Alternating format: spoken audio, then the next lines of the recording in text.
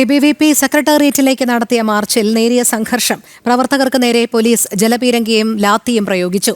PM Shri പദ്ധതിയിൽ ഒപ്പിടുക, KTU വിദ്യാർത്ഥികളുടെ year bag ഒഴിവാക്കുക എന്നീ ആവശ്യങ്ങൾ ഉന്നയിച്ചായിരുന്നു മാർച്ച്.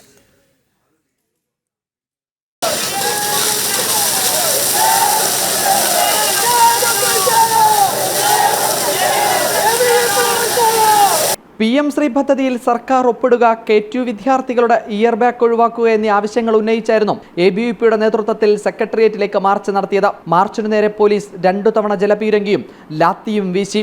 മാർച്ച് ABVP സംസ്ഥാന സെക്രട്ടറി EU ഈശ്വരപ്രസാദ് ഉദ്ഘാടനം ചെയ്തു. ഇന്ന് KTUയിലെ വിദ്യാർത്ഥികൾ സമരം ചെയ്യുന്ന സമയത്ത് അവരെ വഞ്ചിക്കുകയാണ് ഇവിടുത്തെ SFIയും KSUവും ചെയ്യുന്നത്. KSUവിൻ്റെയും അല്ലെങ്കിൽ കോൺഗ്രസിൻ്റെ ഒരു മുതിർന്ന നേതാവുണ്ട്, എൽദോസ് കുന്നപ്പള്ളി. അയാളുമില്ലേ ഈ സിൻഡിക്കേറ്റിൽ അല്ലെങ്കിൽ ഗവേണിംഗ് കൗൺസിലിൽ, അദ്ദേഹമില്ലേ? ഈ വിഷയത്തിൽ ഇയർ ബാഗ് ഒഴിവാക്കണം എന്ന് പറഞ്ഞ് SFIയും KSUവും വിദ്യാർത്ഥികളെ പറ്റിക്കുന്ന സമയത്ത് ഇത് പിൻവലിക്കാതിരിക്കാൻ വേണ്ടിയിട്ട് എല്ലാ പണിയും ചെയ്യുന്നത് ഗവർണറും VCയുമാണെന്ന് വിദ്യാർത്ഥികളെ പറഞ്ഞു പറ്റിക്കുന്ന SFIയും KSUവും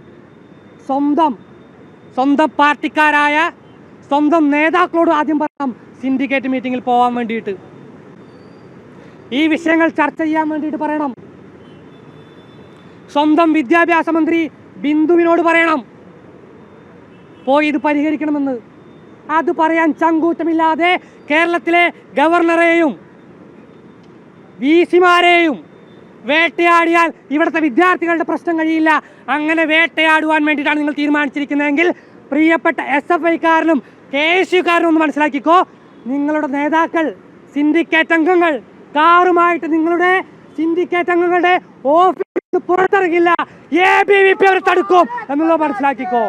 തുടർന്ന് റോഡ് ഉപരോധിച്ച പ്രവർത്തകരെ പോലീസ് അറസ്റ്റ് ചെയ്തു നീക്കി. വനിതാ പ്രവർത്തകരെ അടക്കം ബലം പ്രയോഗിച്ചായിരുന്നു പോലീസ് അറസ്റ്റ് ചെയ്തത്. സംസ്ഥാന ജോയിന്റ് സെക്രട്ടറി കല്യാണി ചന്ദ്രൻ, സംസ്ഥാന പ്രവർത്തക സമിതി അംഗങ്ങളായ ഗോകുൽ, ജ്യോതിഷ് തുടങ്ങിയവർ മാർച്ചിന് നേതൃത്വം നൽകി. ജനം, തിരുവനന്തപുരം.